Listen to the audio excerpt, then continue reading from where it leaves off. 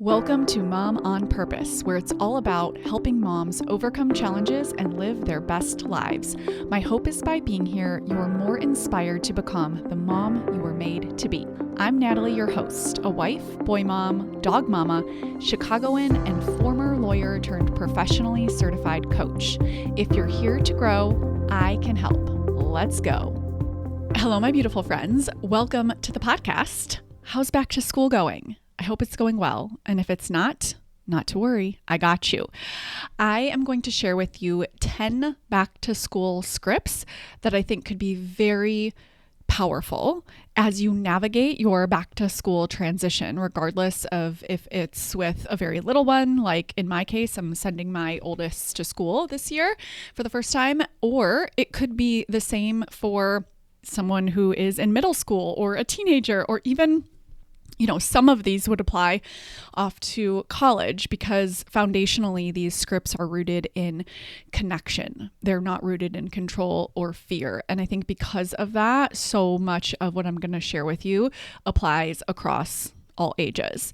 I have been coaching many of you on the back to school transition. And one thing that I want to say at the start of this is make sure you clean up your why for why you are implementing tools and strategies to help with back to school. Said differently, if you are doing it to try to make sure your kids are happy, then you're doing it for not a very helpful reason, because in a sense you're saying, okay, if I do all of these things, if I get the scripts right, if I do all of the kind of attachment rooted, goodbyes, if I come up with these routines, if I do all the X, Y, and Z's that they recommend out there, and then my child is happy, then that means I'm doing a good job and it worked, right? It worked in quotes, because what does that really mean? If you base it off of your child's emotions, I don't think that's healthy, nor is it helpful. And that's where it gets tricky, because I want to offer you so many tools, and I'm going to, but just make sure you do it because that's the kind of mom you want to be. Not because you think it's going to guarantee a certain outcome for your child. Remember, focus on what you can control. You're in charge of focusing on being the mom who you want to be. That's where all of your power lies. Some of your kids are going to have challenges regardless of how much you do or implement. And that doesn't mean that you did a bad job. Your actions do not equate to their results. If you have more than one child, you know that each of your kids has a different type of temperament and they have very different challenges. I had 3 boys. Obviously, it's with my husband, same husband, and myself within 3 years, and all of my boys are so different. I am astounded and just amazed by genetics and environment and how different 3 boys of the same sex can be and have the same parents and be in the same environment. And I think it's so cool. And I think it's supposed to be that way. So applied to back to school, just remember that you're going to use these scripts because that's kind of mom you want to be, not because it's going to control and equate to a happy kid. So base your success, whether you showed up and said the script and did X, Y, Z, not basing your success on whether your child was happy about it. Some kids are just going to have a harder transition, and that's okay. I remember doing all of the things when we transitioned from 1 child to 2, like the books, the classes, the dolls, the gifts, just all like above and beyond to do that transition. And I was actually really shocked at how rough it was. And looking back, I see, a little bit, at least, I was doing all of those things thinking that it meant that my oldest son was going to therefore have a much easier transition than if I didn't do those things. And who knows, maybe he would have had an even worse or bigger transition or harder time if I hadn't done any of those things. Like, we'll never know. But the key is to kind of detach from your child's experience so that they feel comfortable being authentically themselves. They don't feel like they have to have a good time. They have to make school fun. They have to have a smile on their face when they're pulling back tears just to make mom happy and feel good about herself. So you want to really separate out your success as a mom from your kid's experience. And this is going to benefit you and not make you so like controlling and weird with them, but it's also going to benefit them and their experience because they're going to feel an even stronger bond and just feel like they're able to be more open and authentic with what's really going on for them, which of course is what you want. So, okay, with that in mind, I do have scripts that again are rooted in attachment, and I'm using these and I love them. And I think that they focus on what you can control, the kind of mom who you want to be, validating feelings, separating out wanting from getting, and just reinforcing that separation is a normal part of growing up, and that, mommy always comes back. So with that in mind, let's dive into 10 scripts that can help you with transitioning back to school. Number 1, it's okay to feel sad. Let your child know that sadness is a normal, healthy feeling. It's not something to be fixed or avoided. By naming the feeling, you're going to help them feel understood. You're going to help them feel accepted. And it also builds emotional intelligence in them and shows them that they don't have to hide their emotions from you. I love saying it's okay to feel however you're feeling. It's okay to feel sad. Mommy feels sad too sometimes. If it's not sadness for them, or if you notice that it's another emotion, maybe they're unsure or they're scared, just add in those words. So it might be something like fear and uncertainty are so common during new experiences, and that's okay. Just telling them that out loud gives your child permission to acknowledge the feeling instead of bottling it up and thinking that because they're feeling the negative emotion, that must mean that going to school is bad. It's like, oh, no. This is totally normal. Feeling sad, feeling scared, feeling unsure, all of those emotions, normal, part of transitions, part of the human experience. Number 2, if this new school year feels tricky, that's normal. I love this script. I love identifying a challenge as something that's a little bit different or a little bit tricky, and then normalizing it. So telling your child, if this school year feels tricky, that's normal. And if you want, depending on the age of the child, you can elaborate. Change can be uncomfortable, even when it's exciting. And letting your child know that it's normal, again, to, kind of be unsure, to have something new in the future feel tricky, helps them not feel wrong for having mixed feelings. I can't stress this enough. It's so important. And then you're also setting the tone, which I love to encourage anyways, for welcoming all feelings. Of course, not all actions are welcome, but all feelings are welcome. Number 3 is to tell them that 2 feelings can be true at once. For example, you might say, you might feel excited and feel nervous. And you can feel both of those feelings at the same time. I was just actually having this conversation with my son ahead of him starting school, just to talk about feelings, and totally detaching from how that actually goes on drop-off day, but knowing that I'm doing my part in just normalizing these conversations and normalizing that 2 things can be true at one time. Like, you might feel really excited and you might feel nervous. And I think saying that out loud, again, gives your child permission to express how they're feeling, even if they don't have the vocabulary for it. Like, obviously my kids are really little, and so I'm just introducing that vocabulary for, their sake, but also just how I want to set the tone in our home, that all feelings are welcome. I'm validating your feelings, taking the shame away, right? Oftentimes we make such a big deal of back to school, and we have the pictures and the new clothes and the new school supplies, and we're talking about teachers and classrooms and friends and, taking a tour, all of the things, which is awesome. But, not making it a bad thing if there's negative emotion also wrapped up in there. It's like complicated. It doesn't have to be so all or nothing. Like, either this is going to be a really happy, wonderful experience, or it's going to be awful. It's like, oh, no. This is a different new experience. And with that, 2 things can be true. You can be feeling excited and you can be feeling nervous, and all of it is okay. The number 4 script is it's okay to cry. I love just talking about crying and normalizing crying. I do this with my clients all the time. We are in the habit of just apologizing for crying. Why? Can we just stop that? Tears are a healthy way to release and express emotions. And reassuring your child that crying is okay teaches them not to suppress their feelings. So you're showing them that emotions are safe to feel and express. And I always love to add in some stories there as well. It's totally okay to cry. Mommy cries too sometimes. Crying is just a way for your body to express and release emotions.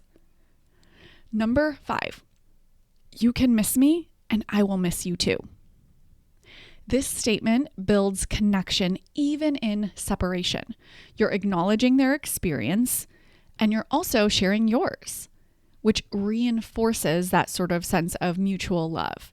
I think it makes the goodbye feel more like a see you later, see you soon versus a forever, which again, depending on the age of your kids is really important. Like really little kids don't understand that you're going to come back and when you're going to come back. Like time is challenging for them, right? If you remember or have little kids, the way that they talk about days and time is, funny, but also doesn't make any sense. And so they don't really understand that. And so when you start to reference seeing them again and coming back, it's going to be really, really helpful. Number 6, you don't have to want to go to school, but you do have to go. This might be my favorite one because it combines validating their experience, their desire, and it separates out what they're actually going to do. It separates out wanting from getting. This is the mistake I see probably made the most. It's because you know your child's going to go to school, you inadvertently negate their wants. And what that does is then the child doesn't feel seen and they make it bigger. So for example, if your child's saying, I really don't want to go to school, and you say something like, it's okay, you're going to make friends, it's going to be great, like, get ready, we got to go. That is trying to negate their want. You're saying you should want to go to school. And it's such a subtle difference, but it's actually very powerful. I use this all the time with my kids, not just with school. It's like, you don't have to want to do XYZ, but you're going to do XYZ. It says, I see you and I hear you and I know you don't want to, and that's what we're doing. Separating out wanting and validating that desire of theirs from getting. You don't have to want to go to school, but you do have to go. I would use this with my son during his season of swimming when he really didn't want to go. It's like, I hear you, I get it. You don't want to go to your swim lessons and you're going. So keep that in mind. You don't have to want to go, but you do have to go. Number 7, mommy always comes back. This one I use and have been using for a very long time. Anytime I separate, because again, my kids are so little, mommy always comes back. And this is a great one for school, especially if separation for that length of time, like in my case, this is the first time that my son will really be going somewhere without either of his parents by himself. And so reinforcing that I always come back is so helpful to really emphasize the secure attachment. It's a simple, consistent message, and it really does build trust, and it can be especially helpful with separation anxiety.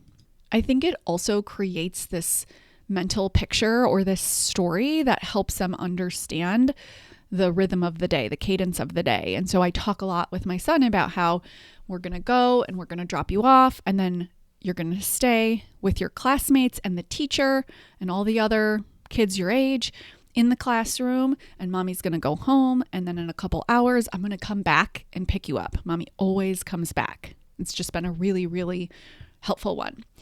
Number 8, my love is with you all day. I love this one.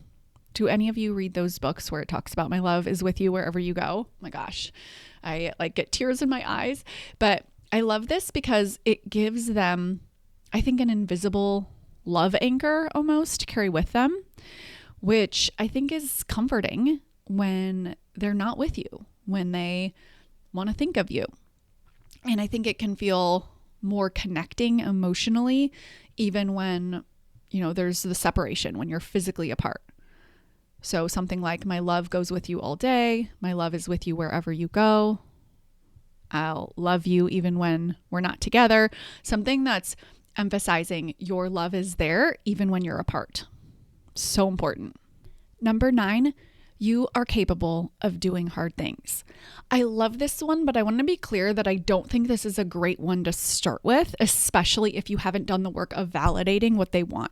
If they want to stay home, if they don't want to go, if they're feeling really sad, what you don't want to do is just kind of ignore their experience and just go in with some positive thoughts. Like, you're capable of this. You're going to have a great time. It's going to be so amazing, right? It's sort of like toxic positivity. And again, it just makes them feel unseen. So they'll probably make their emotions bigger to try to get you to see them. And so I like to think of this one as something that you can add in there after you've done the validating, after you've said it's okay to cry, it's okay to feel sad, and talked about that separation.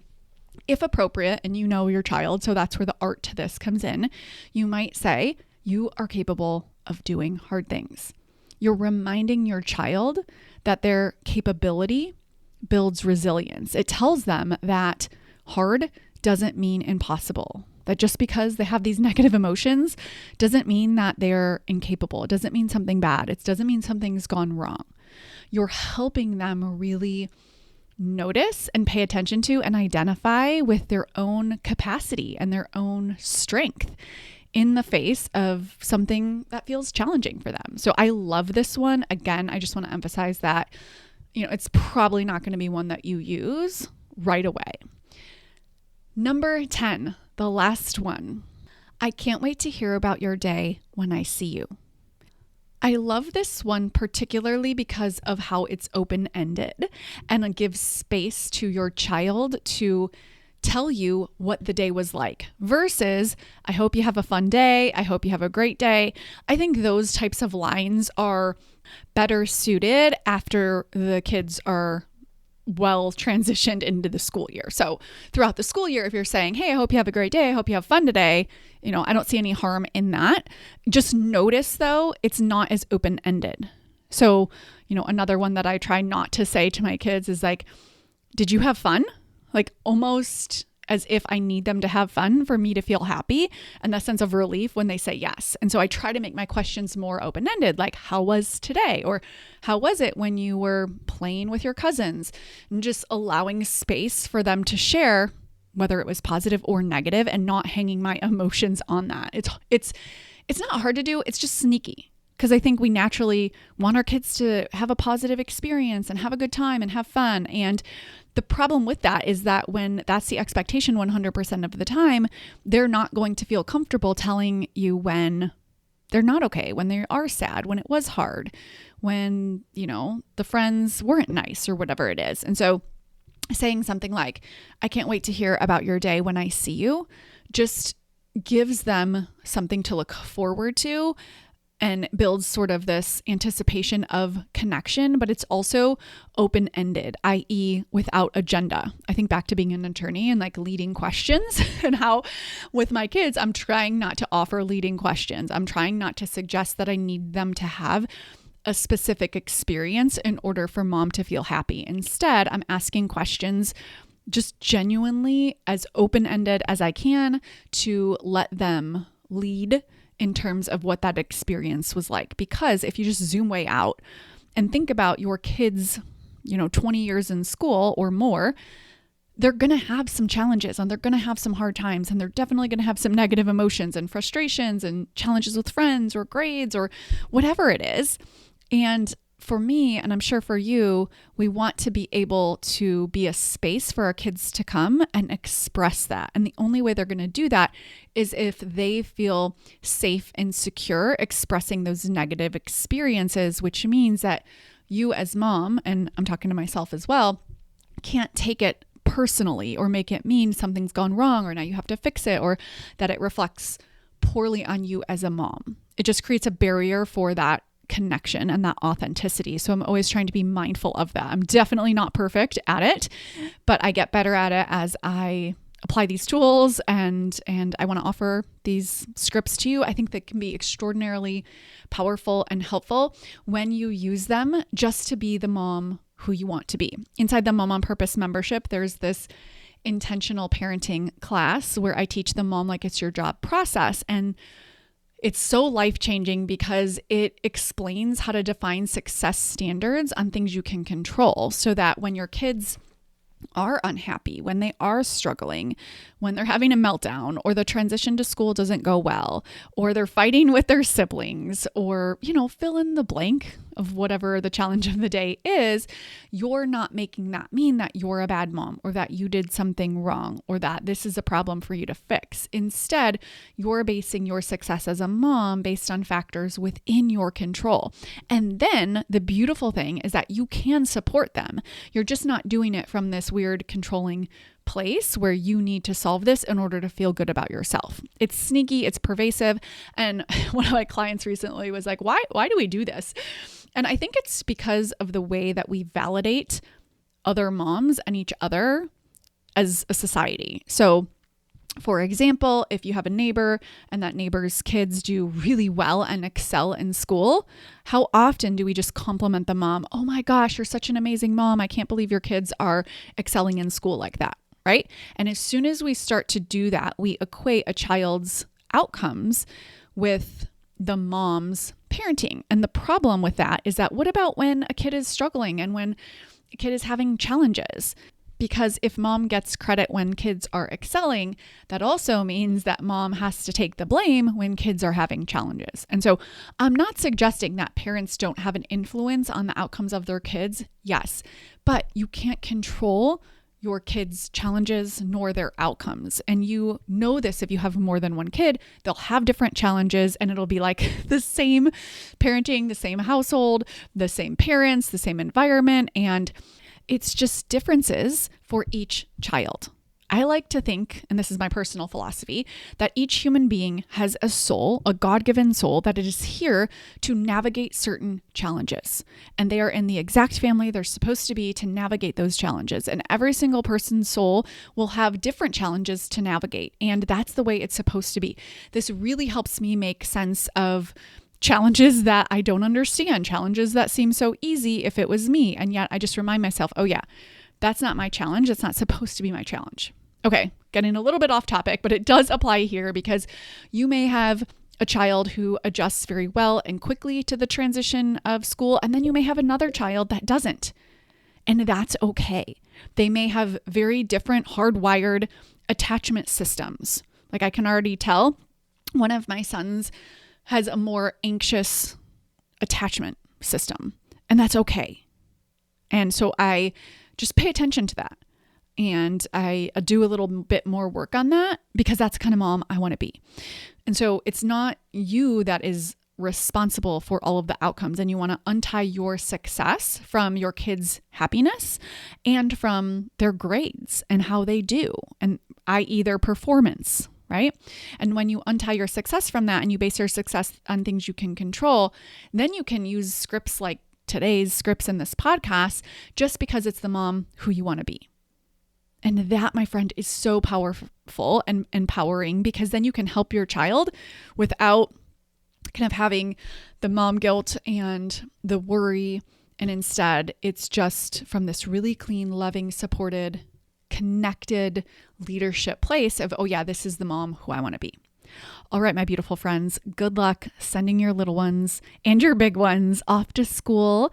I have already grown so much this school year, even though we're just getting started in it from the work I've done in the last 2-ish months on sending my first to school. And it's been really fun to just feel differently about it. I went from feeling kind of dread, like, oh, I don't want to send him to school, I'm not ready, to feeling like this is the right time, to feeling confident, to feeling so much more secure and entering this different new chapter and really looking forward to it. And I'm sure there will be ups and downs along the way, which is why I use these tools. I think coaching affords me the opportunity to just be able to be present and connected and, go with the flow, ride the waves of the ups and downs as they come, because I know that all of my kids are going to have different challenges. And my job is to show up as the mom I want to be. So I'm doing this work right alongside you. Come inside the membership or get some private coaching if you would like support on this. Private coaching's over at momonpurpose.com/support. And the membership, you can learn all about it over at momonpurpose.com lighten.com/coaching. Until then, I will talk with you next week. Take care. Thank you for being here and listening. Now head on over to momonpurpose.com/coaching to learn more about the Mom on Purpose membership, where we take all of this work to the next level.